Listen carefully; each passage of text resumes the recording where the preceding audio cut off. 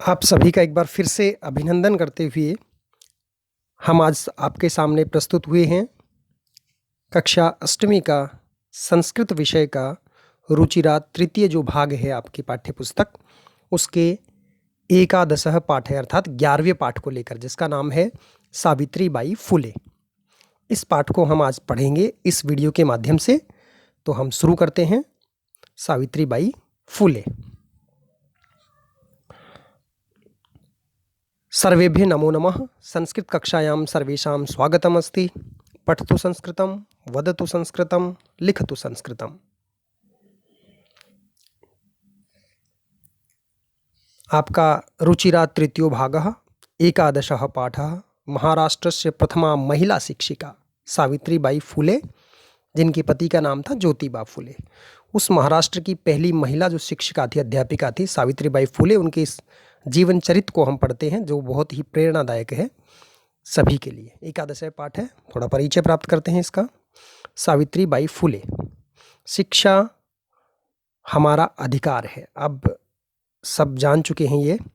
और चूँकि हमारी गवर्नमेंट ने हमें अधिकार दिया है, RTE, राइट टू एजुकेशन, शिक्षा का जो अधिकार दिया है हमें, वो हमारे समाज में कई समुदाय इससे लंबे समय तक वंचित रहे हैं। उन्हें इस अधिकार को पाने के लिए लंबा संघर्ष करना पड़ा है।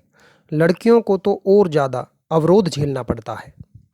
प्रस्तुत पाठ इस संघर्ष का नेतृत्व करने वाली प्रातः स्मरणीय एवं अनुकरणीय महिला, जो सबसे शिरोमणि मानी जाती हैं, सबसे ऊपर मानी जाती है, उनका नाम है सावित्रीबाई फुले। उनके योगदान पर यह पाठ केंद्रित है। तो एक तरह से हम उनके पूरे जीवन चरित्र को इस पाठ में पढ़ेंगे। पाठ को प्रारंभ करते हैं। यहाँ से पाठ हमारा प्रारंभ होता है इस चित्र के माध्यम से। देखिए, इस चित्र को देखिए किस तरह से जो है यहाँ पर एक चित्र में दिखाया गया है। बच्चे जो है पाठशाला में अध्ययन कर रहे हैं, पढ़ रहे हैं। एक तरफ एक महिला अध्यापिका जो है, शिक्षिका जो है, वो उनको पढ़ाने के लिए जा रही है। और रास्ते में जो है कुछ लोग जो हैं वो उन पर पत्थर फेंक रहे हैं। इस तरह से ये पत्थर फेंक रहे हैं। कुछ जो लोग हैं वो उन पर धूल मिट्टी उछाल रहे हैं, फेंक रहे हैं। लेकिन फिर भी वो अपने कर्तव्य पथ पर निरंतर बढ़ती हुई अर्थात अपने विद्यालय में पहुंचती है और बच्चों को पढ़ाती है। ये चित्र इस कहानी को बहुत कुछ बातें बयां कर रहा है। अब आगे इसके बारे में और अध्ययन करते हैं। ऊपरी निर्मितम चित्रम पश्यत। ऊपर जो बना हुआ चित्र जो हमने देखा पिछली स्लाइड में, इसको देखिए। इदम चित्रम कस्याश्चित पाठशालायाः वर्तते। यह चित्र किसी पाठशाला का है। पाठशाला यानी कि कोई विद्यालय का है। इयम सामान्य पाठशाला नास्ति। यह जो पाठशाला है, यह विद्यालय कुछ सामान्य विद्यालय नहीं है। इयम अस्ति महाराष्ट्रस्य प्रथमा कन्या पाठशाला। इयम अस्ति, यह है। इयम शब्द स्त्रीलिंग में है क्योंकि पाठशाला शब्द भी स्त्रीलिंग में है। यह पाठशाला महाराष्ट्र की प्रथम कन्या पाठशाला है। लड़कियों को, बालिकाओं को जो पढ़ाने वाला विद्यालय होता है, उनके लिए विशेष रूप से बालिकाएं जिनमें पढ़ रही हों, वह पहला, महाराष्ट्र का पहला कन्या पाठशाला, पहला विद्यालय है। ऐसा शिक्षिका गृहात् पुस्तकानि आदाय चलती। यह अध्यापिका घर से पुस्तकानि यानी कि पुस्तकें आदाय लेकर के चलती है। वह शिक्षिका अपने हाथ में पुस्तकें लेकर चलती है। आदाय शब्द को देख लेते हैं। आ उपसर्ग है और इसमें दा धातु है और लेप प्रत्यय है। दा यानी देना, लेकिन आ उपसर्ग लगने से बना आदाय, लेकर के, अपने हाथ में पुस्तकें लेकर के चलती है। मार्गे कश्चित तस्याः ऊपरी धूलीम। मार्ग में, रास्ते में कुछ लोग, तस्याः ऊपरी, उस शिक्षिका के ऊपर, धूलीम, धूल मिट्टी, कश्चित च, और कुछ लोग, प्रस्तरखंडान, पत्थर के टुकड़ों को अर्थात पत्थरों को उस महिला के ऊपर क्षिपति, फेंकते हैं। परम सा स्वदृढ़ निश्चयात न विचलति। लेकिन वह अपने दृढ़ निश्चय से, अपने मजबूत इरादे से न विचलती, विचलित नहीं होती है। स्वविद्यालय कन्या भी सविनोदम आलपन्ती सा अध्यापने संलग्ना भवति। स्वविद्यालय वह महाराष्ट्र की पहली जो कन्या पाठशाला है उस विद्यालय में कन्या भी उस लड़कियों के साथ सविनोदम बिल्कुल मुस्कुराते हुए हंसी खुशी के साथ आलपंती बातचीत करती है।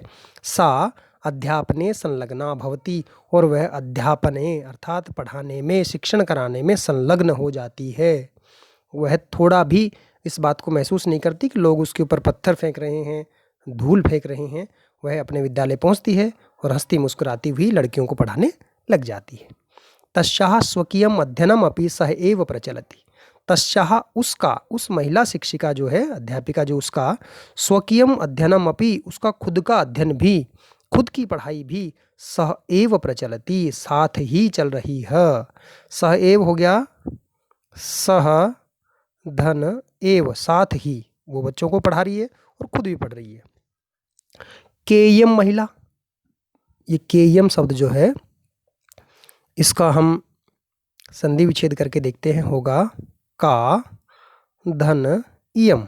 इयम माने यह महिला कौन है या यह महिला कौन है, इसका नाम क्या है। अपि यूयम इमाम महिलाम जानीत, अपि और भी, यूयम तुम सब, इमाम महिलाम इस महिला को जानीत यानी जानते हैं। अब हम इस पाठ के द्वारा इसको जानने की कोशिश कर रहे हैं।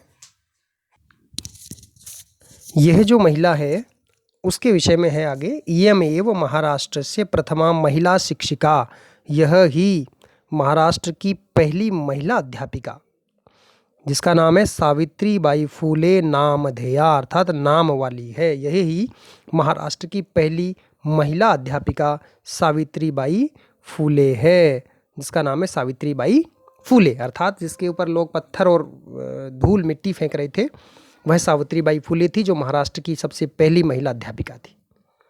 अब इनके जीवन चरित्र को आगे बढ़ाते हैं, आगे पढ़ते हैं।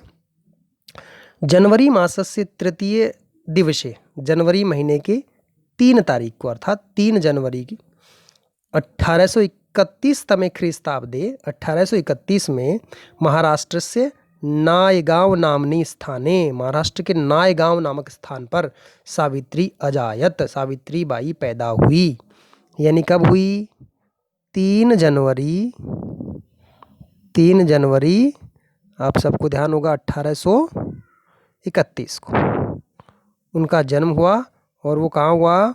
महाराष्ट्र राज्य और नायगांव नामक स्थान पर सावित्रीबाई फूले का जन्म हुआ। अभी उसका नाम सावित्रीबाई ही है। तस्याः माता लक्ष्मीबाई, उनकी माँ का नाम लक्ष्मीबाई। पिता च खंडोजी इति अभिहितौ, और उनके पिता खंडोजी ऐसा कहलाए, ऐसे नाम वाले थे। यानी उनके माता का नाम लक्ष्मीबाई और उनके पिता का नाम खंडोजी था। नववर्ष देशिया सा ज्योतिबा फूले महोदयेन परिणीता। नववर्ष देशिया, जब वो 9 साल की थी। कितने साल की थी? मात्र 9 साल की। यानी कि अब तो विवाह की जो आयु है वो लड़कियों की कर रखी है कितने वर्ष? 18 वर्ष। लेकिन उस समय तो वो आधे वर्ष की थी, यानी 9 वर्ष की थी। तब उनकी शादी ज्योतिबा फूले महोदयेन, ज्योतिबा फूले महोदय के साथ परिणीता माने विवाह कर दिया गया। यानी विवाह के समय उसकी उम्र थी 9 वर्ष, तो उसका विवाह हुआ यानी 1840 में। 1840 में। सोपि तदानीम 13 वर्षकल्पः एव आसीत्। सोपि, वह भी, पुल्लिंग शब्द आया सह, वह भी, तदानीम उस समय, 13 वर्षकल्पः 13 वर्ष के ही आसीत् मनी थे। और ज्योतिबा फूले जो थे वो भी उस समय 13 वर्ष के ही थे। यानी कि लड़कों की इस समय उम्र है विवाह की 21 वर्ष और लड़कियों की है 18 वर्ष। तो जो सावित्रीबाई 9 वर्ष की थी और ज्योतिबा फूले केवल 13 वर्ष के थे। अब यतो ही, क्योंकि सह स्त्री शिक्षाया प्रबल समर्थक आसीत। अब उसका विवाह क्यों हुआ ज्योतिबा फूले के साथ? क्योंकि ज्योतिबा फूले सह अर्थात वह ज्योतिबा फूले जो थे वो स्त्री शिक्षाया, महिला शिक्षा के प्रबल समर्थक आसीत, बहुत मजबूत समर्थक थे, महिलाओं को पढ़ाने के बड़े ही पक्ष में थे ज्योतिबा फूले। इसलिए सावित्रीबाई फूले के साथ उनका विवाह कर दिया गया था। आगे बढ़ते हैं। सः स्त्री शिक्षाया प्रबल समर्थकः आसीत्, वह स्त्री शिक्षा का एक प्रबल समर्थक थे। अतः सावित्र्याः मनसि, इसलिए सावित्री के मन में स्थिता अध्ययन अभिलाषा, पढ़ने की जो इच्छा थी वह उत्साहम प्राप्तवती, वह उत्साह को प्राप्त हुई, क्योंकि ज्योतिबा फुले उसको आगे बढ़ाना चाहते थे। इतः परम सा साग्रहम आंग्ल भाषाया अपि अध्ययनम कृतवती, इतः यहाँ से परम सा साग्रहम, उसने आग्रह पूर्वक आंग्ल भाषाया अपि, आंग्ल भाषा यानी अंग्रेजी भाषा का भी उसने अध्ययनम माने अध्ययन, कृतवती माने किया। सावित्रीबाई फुले ने अंग्रेजी भाषा का भी अध्ययन किया। इसके बाद में 1848 तमे ख्रीस्ताब्दे, 1848 में पुणे नगर में सावित्री ज्योतिबा फुले महोदयेन सह, ज्योतिबा फुले महोदय के साथ में कन्यानां कृते प्रदेशस्य प्रथम विद्यालयम् आरभत, उसने कन्याओं के लिए, बालिकाओं के लिए, लड़कियों के लिए महाराष्ट्र प्रदेश का पहला विद्यालय आरंभ किया। और कब किया? ये 1848 में। 1848 में उन्होंने सबसे पहला जो कन्या, लड़कियों के लिए जो कन्या विद्यालय था पहला, उसकी स्थापना की। तदानीं सा केवलम 17 वर्षीया आसीत्, उस समय वह केवल 7 वर्ष दर्शिया माने 17 वर्ष की थी। मात्र आयु उसकी कितनी थी? 17 वर्ष की थी। उसके बाद में 1851 तमे ख्रीस्ताब्दे, और 1851 में, अभी यहाँ नहीं रुकी वो, 1851 में क्या किया? अस्पृष्ट्वात् तिरस्कृतस्य समुदायस्य बालिकानां कृते, अस्पृष्ट्वात् अछूत और तिरस्कृत समुदाय की, जिनको कोई हाथ लगाना भी उचित नहीं समझते थे, ऐसे अछूत समुदाय की जो लड़कियां थीं उनके लिए पृथक्तया अपरः विद्यालय प्रारभत, उसने उनके लिए एक अलग विद्यालय की स्थापना की 1851 में, ताकि उस समुदाय की लड़कियों के साथ कोई बिना भेदभाव वो शिक्षा प्राप्त कर सकें। इसलिए उसने अछूत समुदाय की, जो तिरस्कृत समुदाय की जो लड़कियां थीं उसके लिए अलग ही एक विद्यालय बना दिया, ताकि वो भी शिक्षा को प्राप्त निरंतर करती रहें, कोई भी जो लड़की है वो शिक्षा से वंचित ना रहे, इस सोच के साथ आगे बढ़ रही थी। सामाजिक कुरीतिनाम सावित्री मुखरम विरोधम अकरोत, सामाजिक कुरीतियों का, बुराइयां जो हैं समाज में, बुरी परंपराएं जो हैं, उसका मुखरम विरोधम, प्रबल विरोध किया, बहुत ही जबरदस्त विरोध किया।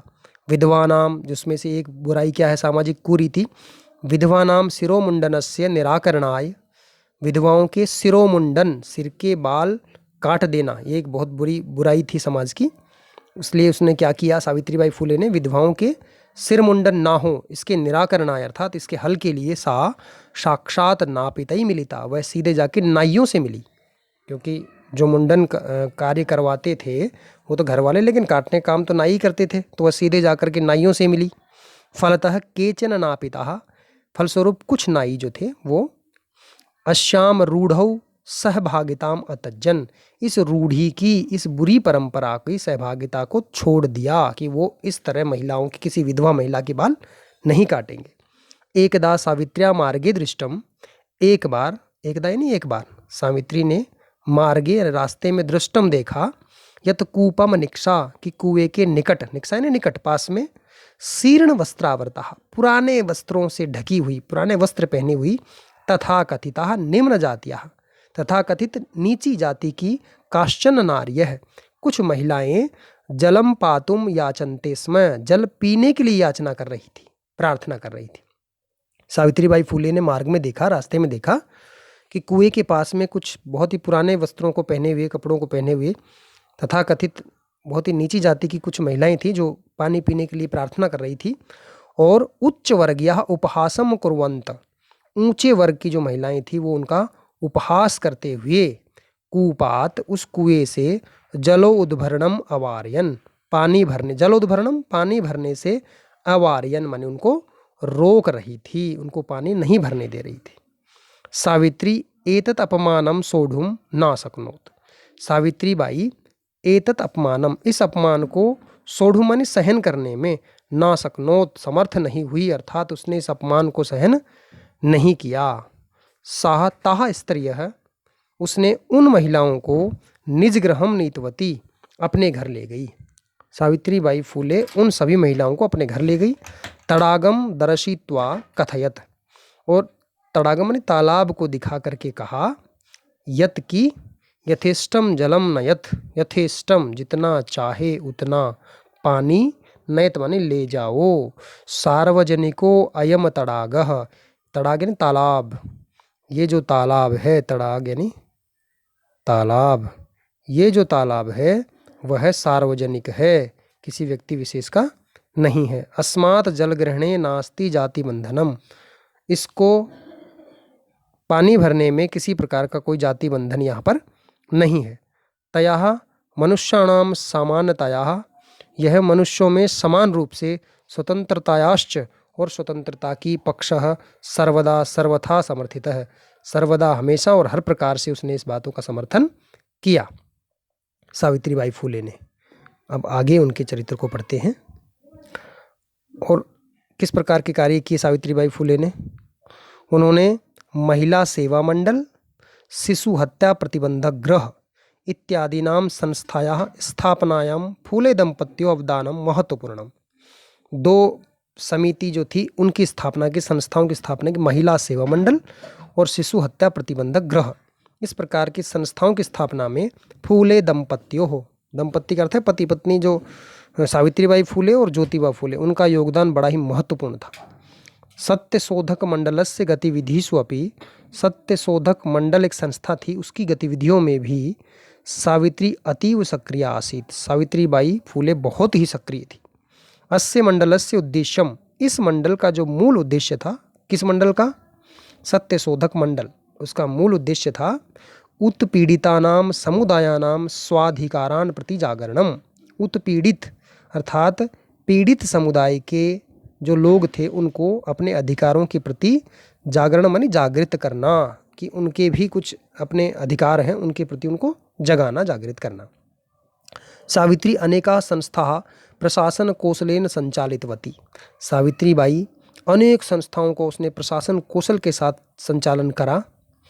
दुर्भिक्ष काले प्लेग काले च, दुर्भिक्ष यानी कि अकाल के समय, और प्लेग काले, प्लेग एक बीमारी फैली थी जिससे बहुत सारे लोग मृत्यु को प्राप्त हुए थे, अकाल मृत्यु को प्राप्त हुए थे, उसमें सा पीड़ित जनानाम, उसने पीड़ित लोगों को अश्रांतम बिना थके अविरतम लगातार सेवाम अकरोत, उनकी सेवा की, सहायता सामग्री व्यवस्था यही, और सहायता सामग्री व्यवस्था के लिए सर्वथा प्रयासम अकरोत, हर प्रकार से उसने उनके प्रयास किए।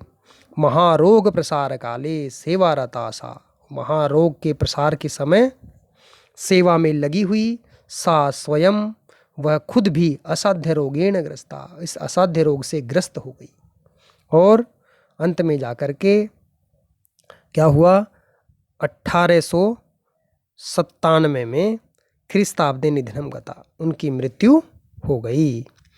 कब हुई, 1897 में सावित्रीबाई फूले की इस महारोग प्रसार के समय असाध्य रोग से उनकी मृत्यु हो गई, लोगों की सेवा करते हुए। साहित्य रचना भी सावित्री महीयते, साहित्य रचना में भी सावित्रीबाई फूले बहुत ही महान थी। तस्याः काव्य संकलन द्वयम वर्तते, उनके दो काव्य संकलन हैं, द्वयम माने दो, काव्य संकलन है, दो काव्य रचनाएं लिखी। काव्य फूले, एक तो उन्होंने काव्य फूले की रचना करी, दूसरा है सुबोध रत्नाकर, और दूसरी इन्होंने लिखी है सुबोध रत्नाकर। भारत देशे महिला उत्थानस्य, भारत देश में महिलाओं के विकास के लिए, उत्थान के लिए, गहन अवबोधाय सावित्री महोदयायाः जीवनचरितम अवश्यम अवधेतव्यम, गहनता से समझने के लिए, महिलाओं के विकास को गहनता से समझने के लिए सावित्रीबाई फूले महोदया का जीवन चरित्र बहुत ही ध्यान देने योग्य है, बहुत ही जिसके ऊपर हमें चलना चाहिए, इस प्रकार का उनका जीवन चरित्र है। ऐसी थी सावित्रीबाई फूले, बहुत ही महान स्त्री। अब उनके कुछ मुख्य पॉइंट जो हैं, मुख्य बिंदु जो हैं इस पाठ के, उन पर ध्यान दे लेते हैं। जन्म हुआ 1831 में नायगांव महाराष्ट्र में सावित्रीबाई फूले का, और इनका जो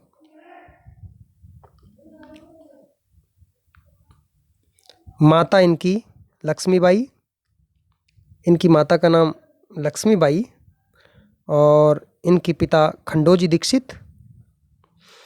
जन्म 1831 नायगांव महाराष्ट्र में हुआ था।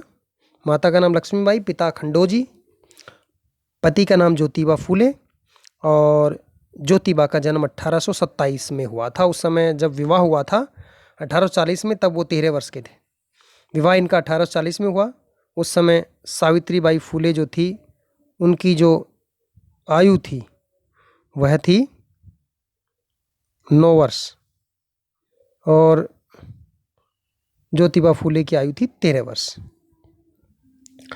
और प्रदेश का जो पहला, महाराष्ट्र प्रदेश का पहला कन्या विद्यालय जो स्थापना करी 1848 में करी थी, पुणे महाराष्ट्र में। और 1851 में उन्होंने जो अस्पृश्य समाज की लड़कियां थी, जिनको लोग अछूत समझते थे, उनके लिए इन्होंने अलग से एक विद्यालय की स्थापना की थी। इसके मुख्य बिंदु, कुछ और बिंदुओं को हम देख लेते हैं इसी पाठ के। जो प्रमुख बिंदु हैं वो हैं, इनकी जो मृत्यु थी वो 1897 में हुई थी, सावित्रीबाई फूले की मृत्यु।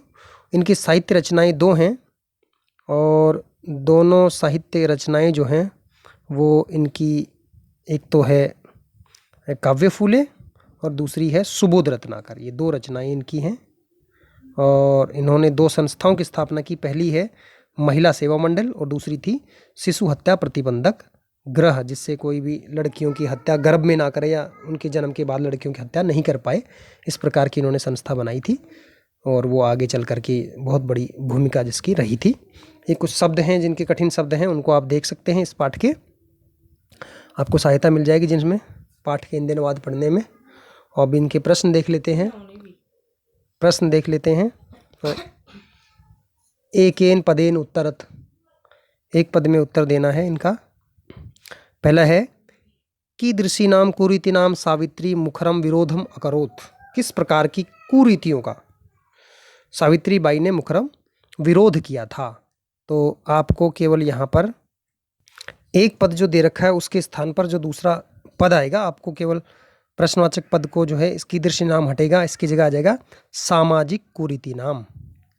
सामाजिक कुरीति नाम, सामाजिक ही आएगा इसमें एक पद जो है। अगला है के कूपात जलोद्भरणम अवार्यन। कौन, के शब्द जो है ये प्रश्नवाचक ही हट जाएगा, यहाँ आ जाएगा उच्च जातयः। जो महिला थी उच्च जाति की, वो कुएं पर पानी भरने से रोक रही थी। अगला है का दृढ़ स्वदृढ़ निश्चयात न विचलती। तो यहाँ आ जाएगा का शब्द के स्थान पर आ जाएगा यहाँ पर सावित्री बाई, ये इसका उत्तर हो जाएगा। अगला है विधवा नाम शिरोमुंडनस्य निराकरणाय सा कई मिलिता। तो यहाँ आ जाएगा नापितई, नापितई अर्थात नाइयों से जाकर के वो मिली थी। अगला है सा काशाम कृते प्रदेश से प्रथम विद्यालय मारबत। तो काशाम कृते कन्यानाम कृते, कन्याओं के लिए।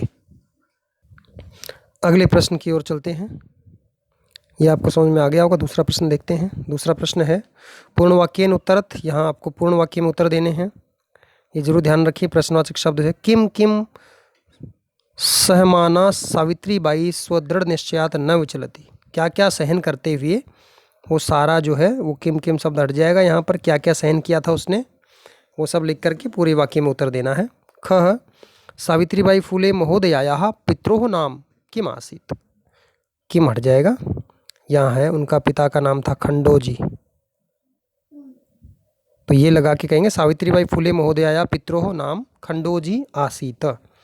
ग है विवाहानन्तरम अपि सावित्र्या मनसि अध्ययनाभिलाषा कथम उत्साहं प्राप्तवती। कथम मन कैसे, क्योंकि जो ज्योतिबा फूले थे वो महिला शिक्षा के बहुत ही प्रबल पक्षधर थे, इस वजह से। घ है जलम पातुम निवारणमाणः नारी सा कुत्र नीतवती किंच अकथयत। इसमें 2 हैं, कुत्र नीतवती कहाँ ले गई, और किंच अकथयत और क्या कहा। ये दोनों का जो है आपको उत्तर लिखते हुए पूर्ण वाक्य में उत्तर लिखना है। कासाम संस्थानाम स्थापनाम फूले दंपत्यों अवदानम महत्वपूर्णम। यहाँ कासाम शब्द प्रश्नवाचक है, यहाँ पर 2 संस्थाओं की स्थापना करी थी, वो दोनों संस्थाओं का आपको नाम लिखना है पाठ में देख करके। सत्य शोधक मंडल से उद्देश्यम किम आसीत। किम प्रश्नवाचक शब्द, इसको हटा करके इसका उद्देश्य क्या था वो आपको पाठ में देखकर यहाँ लिखना है। तत्पश्चात द्वयोः काव्य संकलनों नामनी के, उनके 2 काव्य संकलन थे जिनका नाम पाठ में आया है और हमने उनको रेखांकित भी किया था। वो दोनों का आपको यहाँ पर नाम लिखना है। अगले प्रश्न की ओर चलते हैं। प्रश्न नंबर 3 पे आते हैं। तीसरा है रेखांकित पदानि अधिकृत्य प्रश्न निर्माणम कुरुत। जो रेखांकित किए गए पद उनके स्थान पर प्रश्नवाचक शब्द लिखने हैं। जैसे क वाले में हो जाए कन्या भी के स्थान पर हो जाए का भी, यहाँ हो जाएगा का भी। और पूर्ण वाक्य लिखने के बाद में प्रश्नवाचक चिन्ह। ख है महाराष्ट्रस्य, तो यहाँ हो जाएगा कस्य और प्रश्नवाचक चिन्ह। गे है कन्यानाम कृते, तो यहाँ हो जाएगा कासाम, कासाम, कासाम शब्द हो जाएगा यहाँ पर उनका। और घ है मनुष्याणाम, तो घ का आ जाएगा एक शब्द जो होगा यहाँ होगा केशाम, केशाम। और ये है सावित्री, तो यहाँ हो जाएगा का। और अंत में प्रश्नवाचक चिन्ह जरूर लगाना, ध्यान रहना है, भूलना नहीं है यह। चौथे प्रश्न की ओर चलते हैं। यथा निर्देशम उत्तर, जैसा निर्देश कर रहा है वैसा ही उत्तर देना। इदम चित्रम पाठशालाया वर्तते, ये वाक्य है एक कै में। अत्र वर्तते जो है वो क्रियापद से कर्तृपदम किम, तो यहाँ हो जाएगा कर्ता इसमें है चित्र, ये इसका कर्ता है। ख तस्याः स्वकीयम् अध्ययनम् अपि सैव प्रचलति, अस्मिन् वाक्ये विशेष्य पदम किम, विशेषण तो हो गया और विशेष्य होता है जिसके बारे में चर्चा हो रही है। तस्याः अर्थात सावित्रीबाई फूले। ग है अपि यूयम इमाम महिला जानीत, अस्मिन् वाक्ये यूयम इति पदम केभ्य प्रयुक्तम, यूयम क्या तुम सब, वो सभी अध्ययन करने वालों के लिए प्रयुक्त किया गया है वह शब्द। सा ताः स्त्रियः निज गृहं नीतवती, अस्मिन् वाक्ये सा सर्वनाम पदम कस्मै प्रयुक्तम, सा शब्द जो है ये सावित्रीबाई फूले के लिए आया है। सावित्रीबाई फूले स्त्रीलिंग है यहाँ पर। शीर्ण वस्त्रावृता तथा कथिताः निम्न जातिया काश्चित् नार्यः जलं पातुं याचन्ते स्म, अत्र नार्यः पदस्य विशेषण पदानि कति सन्ति। नार्यः शब्द जो है ये विशेषण पद कितने हैं। कानि च, उनको भी लिखना है। जहाँ नार्यः शब्द जो है विशेषण पद, उसके लिए क्या क्या है, शीर्ण वस्त्रावृताः, निम्न जातियाः, तथा कथिताः, ये 3 पद यहाँ पर आए हैं इसके लिए। तो ये हो गया आपका चौथा प्रश्न। अब चलते हैं 5वें प्रश्न की ओर। 5वां है अधोलिखित पदानि आधृत वाक्य रचना। आपको इस पाठ में देख करके जो जो शब्द जहाँ जहाँ आए हैं उसके आधार पर एक बहुत ही सरल वाक्यों की रचना करनी है।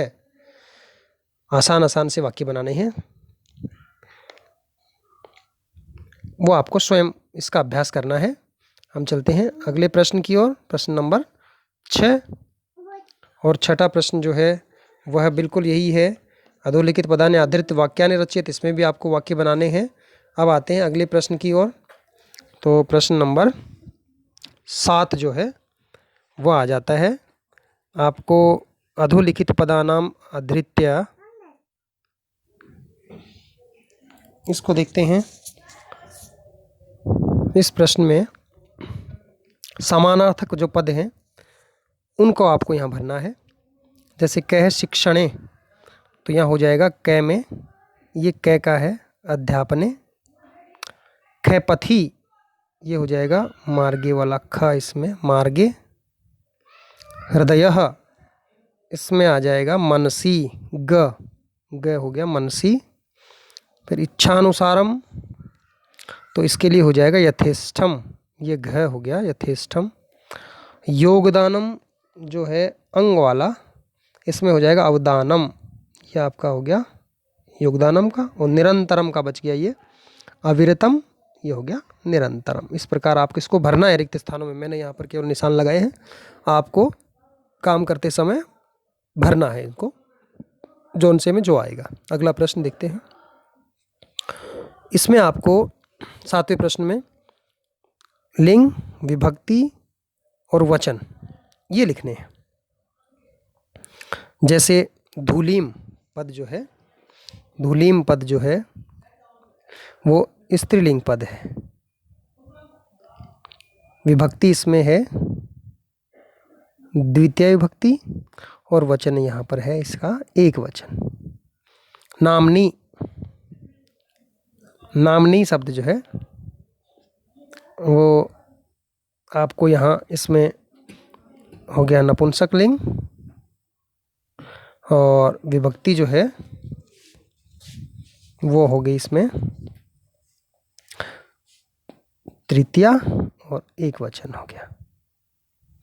अपराह ये पुल्लिंग शब्द है, प्रथमा विभक्ति और एक वचन हो गया यहाँ पे। कन्या नाम जो है वो स्त्रीलिंग शब्द है कन्या, और ये षष्ठी विभक्ति है और उसका कौन सा वचन है, बहुवचन है। सहभागिता ये भी स्त्रीलिंग शब्द है, और प्रथमा विभक्ति का एक वचन है यहाँ पर। नापितई ये पुल्लिंग शब्द है, पू से बना पुल्लिंग, और विभक्ति जो है इसमें हो गई तृतीया विभक्ति का बहुवचन। बिल्कुल सही है, बहुवचन इसमें आएगा। इस प्रकार से ये आपका 7वां प्रश्न होता है। ये आपको इस तरह से साफ साफ राइटिंग में भरने हैं। तो ये 7वां प्रश्न भी आशा है आपको बहुत अच्छी तरह समझ में आ गया होगा। और अब इसका आता है लकार परिवर्तन। 7वें का आ में से आपको, जैसे यहाँ अस्ति था लंग लकार में हो गया आसीत, उसी प्रकार अब भवती है, इसको दृढ़ लकार में बनाएंगे तो बनेगा भविष्यति। भविष्यति। अस्ति है लंग लकार में, यही हो जाएगा आसीत जो ऊपर दे रखा था। और नयंती लोट लकार में, तो लोट लकार में हो जाएगा नयंतु। इसका अभ्यास भी आप कर चुके हैं, आप आसानी से कर देंगे। पठामह विधिन लकार में हो जाएगा पठेम। उत्तम पुरुष का बहुवचन गच्छत लिट लकार में हो जाएगा गमिष्यत। गमिष्यत बिल्कुल सही है। मध्यम पुरुष का जो है बहुवचन गच्छन्ति, प्रथम पुरुष बहुवचन लंग लकार में हो जाएगा एगच्छन। एगच्छन नए हलंत आएगा। बिल्कुल सही है। यह आपका हो गया 7वां प्रश्न। आपको इस तरह से इनको भरने हैं। 7वां प्रश्न भी आपको अच्छी तरह समझ में आ गया होगा। इस तरह से आपका ये पूरा पाठ समाप्त होता है। सर्वेषां कृते धन्यवादः। पुनः मिलामः। जयतु संस्कृतं, जयतु भारतम्।